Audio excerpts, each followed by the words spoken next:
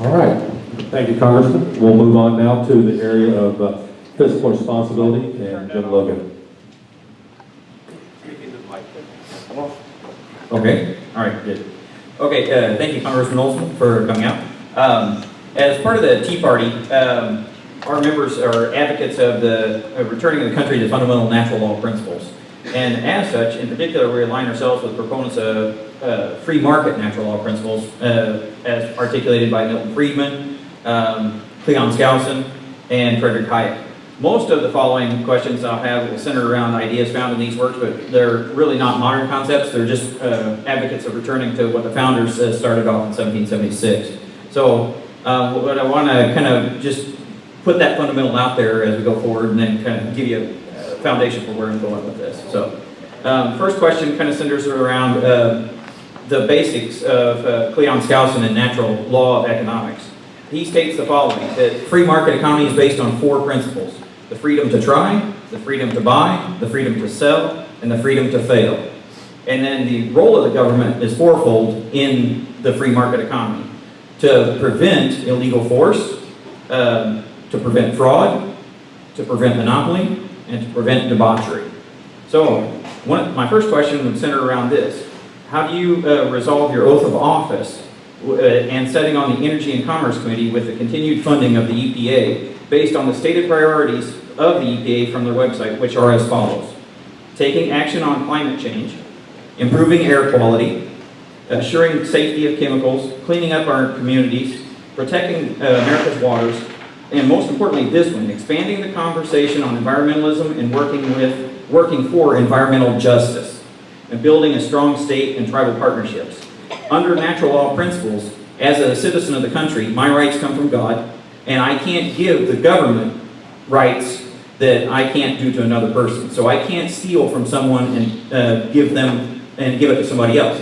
So under the EPA's stated priorities, they're advocating stealing from the American taxpayer and redistributing that under environmental justice. So how would you square that with your oath of office to defend the Constitution? That is a great question, my friend. EPA is out of control. We all know that. A couple examples of what EPA has done here in Texas. And also President Obama does not like our state. Yeah. He hates the fact that we're an oil and gas state. Because he hates oil, hates gas, hates coal. He's gone after our state many times through EPA. He got rid of our permitting process called flexible permitting for our refineries. It was working. We know our emissions, the emissions they're concerned about,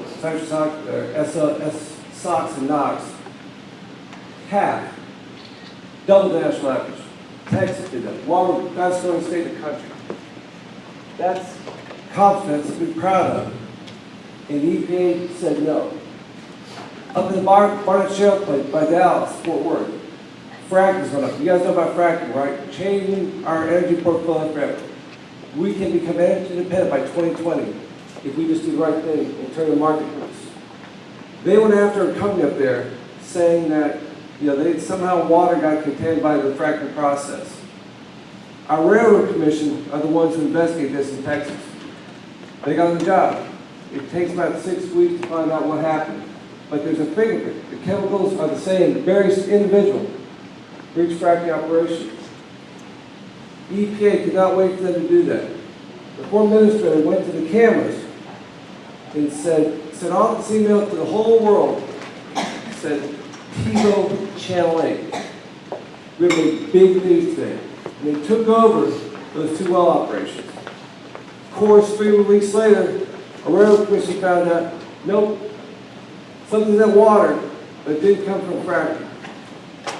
A couple examples of what EPA is doing in Texas. We've tried to defund them dramatically. But unfortunately, we come up with these bills we have to pass for called CR, and the Senate puts money there to save EPA. And we'll keep fighting, because as you mentioned, EPA is killing America and killing Texas. And one point about EPA, just to show out of control what our government's gotten, how are they created? Any idea? The executive order, signed by Richard Nixon in 1969. EPA was created by a Republican through the executive order. So back to my original question though, under natural law, one of the things is that for a constitutional republic to maintain, we have to have moral and virtuous leaders. So under your oath of office, you would continue to vote against funding for the EPA going forward. Would you pledge to do that? Because they are violating our constitutional rights. Is that what I'm hearing from you? I'll destroy EPA in any way I possibly can. Okay. You come to office and shoot I've got a with EPA on the head. I mean, they're destroying our country, makes us competitive, and killing our chance to become energy independent by 2020. Okay. Very good. Thank you. Thank you. So the next question I have is along the lines, similar lines. This kind of goes on to the Federal Reserve a little bit. So, do you believe, as Frederick Hayek stated, that money is one of the greatest instruments of freedom ever invented by man? If so, you signed on to the Federal Reserve Transparency Act of 2013 that you signed. Would you kind of agree that that is more or less lip service to the American people, because that only goes so far as to put forth the audit of the Fed? And in essence, under your constitutional obligations, you're supposed to maintain a stable U.S. dollar. And in fact, Ben Bernanke has been printing U.S. dollars and stealing from the American consumer and our debtors. Would you support an amendment or push an amendment to audit and restrain the Fed? Yes, sir. I mean, the law you talk about, to actually look at the Fed good law and look at the records, started by Ron Paul. Ron Paul fought his whole career in Congress to have that done. He finally got across the goal line last year out of the House. I voted for that. We sent it up to the Senate. What happened? It died there. Now, the thing that makes it outrageous is the leader there, Mr. Reid, guess what he did 10 years before that? A bill to audit the Fed. He had that bill 10 years ago. But for some reason, 10 years later, when it comes out past the House, he kills it. We'll keep fighting and fighting and fighting, because American people deserve to know what they're doing with our money, the Federal Reserve. One of the things that's going on too is, that's why I have to work with Senator Corn and Senator Cruz, because Mr. Bernanke is retiring. President Obama is getting a new head of the Federal Reserve. And I'm not going to like the person. The Senate will confirm them. So make sure your voice is heard with our two senators and other friends you know across the country. Because this guy won't be a good one. Don't know who it is. It may be somebody who's in the administration before and all sorts of rumors. But again, Mr. Bernanke's not been good, and this guy will be worse. Okay, very good. So as a follow-on to that, in general, my belief is that the runaway Federal Reserve is kind of a side effect of Congress continuing to avoid their oath of office to provide a budget to operate the government. And it is not the true power of the House of Representatives, the power of the purse. So whether it comes down to that Senate will not impeach Eric Holder, or we can't constrain the EPA because the Senate won't vote for these things, actually the House has the true power of funding. So as such, would you pledge to uphold your oath and no longer support continuing resolutions, instead force fiscal restraint on the federal government? I'm telling you that there's anything right now with the upcoming spending bill and Obamacare. And the guy leading the charge in the Senate side is our Senator Ted Cruz.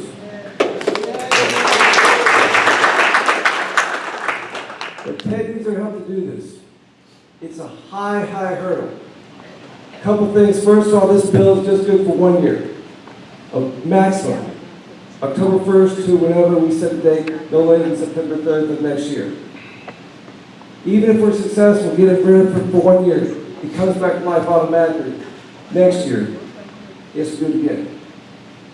So that's a big hurdle. Biggest hurdle is our senators.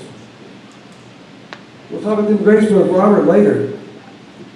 14 Republicans voted for the Senate bill that got passed, Obama's immigration bill. 14. Already, before Ted Cruz even got really launched. Guys come out saying, no, I can't, our guys.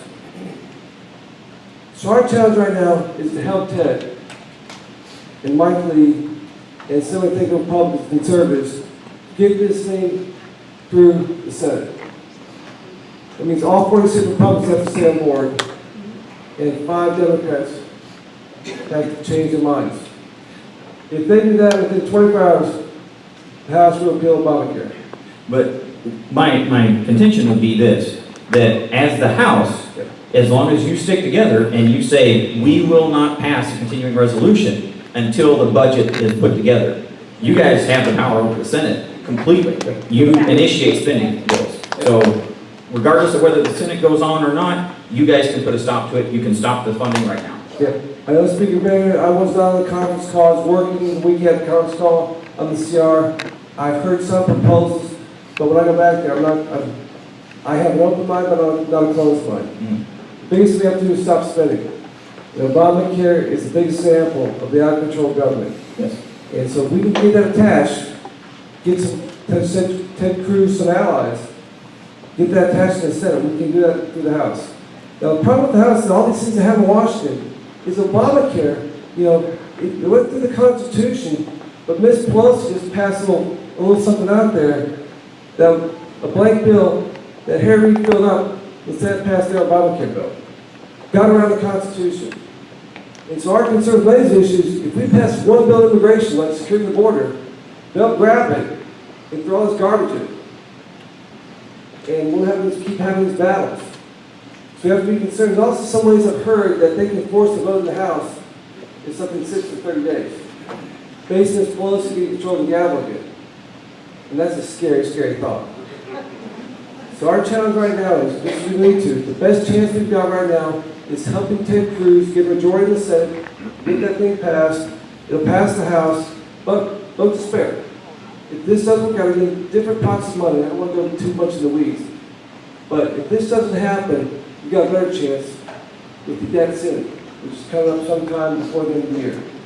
That matches 1 for 1 with spending. Obamacare's monthly spending, mandatory spending, the debt ceiling is that same thing. The CR, the budget, the little bill passing, spending bill is a 1-year bill. Again, we have another chance. But let's start building our ammo right now, our forces right now. So are you pledging not to increase the debt ceiling? I only vote to increase debt ceiling if we have a cuts and savings penny for penny and more. The same thing we did, I'm sorry, keeps going out here. The same thing we did in 2011. I mean, people complained about the sequestration. The Democrats had wailed about it. We're actually spending for the first time in a decade, we're spending less than $1 trillion in the federal government. That's progress, but that's not near good enough. We need more cuts, more savings. And the leverage we have is a debt ceiling. So I won't vote for it if it doesn't match penny for penny or more for cuts and savings. If it's just a negative debt limit extension like President Obama wants, he'll never have my vote. Okay. Last question, because we're running out of time here. This one pertains to Syria. So I read President Obama's the actual remarks from Saturday in his statement. Basically lays out this case. The U.S. agreed with international powers to prohibit the use of weapons of mass destruction, of which chemical weapons are one. A chemical weapons attack occurred in Syria. Over 1,000 people were killed, several hundred were children. If we do not retaliate, this creates a serious danger to our national security by encouraging escalated use of WMDs. I consider there are several fallacies or inconsistencies in this logic, and wanted to see if you agree and would support a no vote on military action. So, inconsistencies, Syria is not our ally. The combatants are rebels or terrorists, Muslim Brotherhood and Al-Qaeda. No U.S. citizens were involved or injured. No proof of who used the chemical weapons. And the requested course of action provides no clear intended result. Is it overthrow? Is it destruction of chemical weapons? So would you vote no on military action in Syria? Let me give you what President Obama is asking the Congress to do. And this is his resolution. Let me read it word for word. It starts out with 8 paragraphs that start out with whereas. I've never used that word in my life without some legislative, executive, some kind of bill. So that should set your hairs on edge. And then it gets to authorization for the use of the United States Armed Forces. It's 1 paragraph. The President is authorized to use the armed forces of the United States as he determines to be necessary and appropriate in connection with the use of chemical weapons, or other weapons of mass destruction in the conflict in Syria. Basically, President Obama has asked me to try a blank check so he can make the same mistakes he made in Egypt and Libya. I will not give him that blank check. I will vote no.